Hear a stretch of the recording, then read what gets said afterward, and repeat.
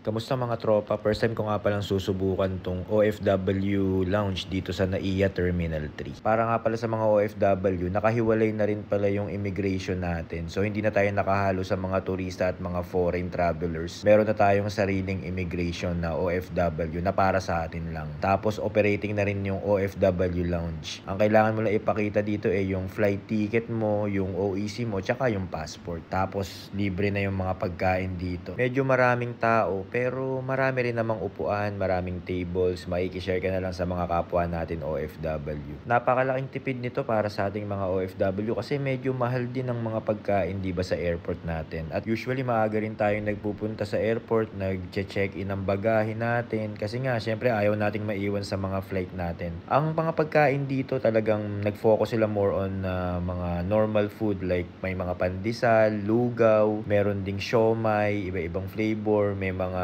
juice, kape. So ayan, so nag-focus sila sa marang Asian, Chinese, Filipino cuisine. Masasarap naman siya at meron din tayong charging station dito. So kung gusto nyo i-charge yung cellphone nyo, at least meron tayong matatambayan habang hinihintay natin yung flight natin. At dahil nga meron na tayong sariling lane natin, yung OFW lane sa immigration, hindi na natin kailangan makipagsabayan dun sa mga ibang magta-travel. So mas mabilis ang pila, hindi na siya hassle para sa atin. Medyo maraming tao nung nagpunta ako. Actually nahirapan nga ako maghanap ng table na mauupuan nung kumain ako. Pero meron naman, kumbaga basta wag ka lang maarte.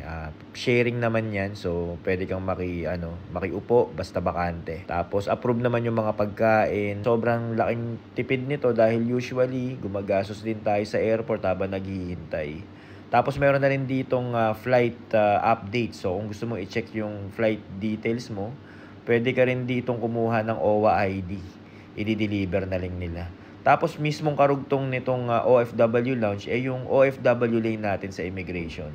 So kapag okay ka na, malapit na yung flight mo, diretso ka lang sa immigration. Sobrang bilis na lang dahil exclusive siya for OFW, so hindi na mahaba yung pila. At mabilis kang makakarating sa boarding gate mo para maghintay na nung mismong flight. Mas madali, komportable at relax na lang yung paghihintay ng biyahe nating mga OFW. So salamat sa Philippine Government sa pagpapatupad ng OFW lane at OFW lounge para mas mapadali ang aming biyahe. Approve!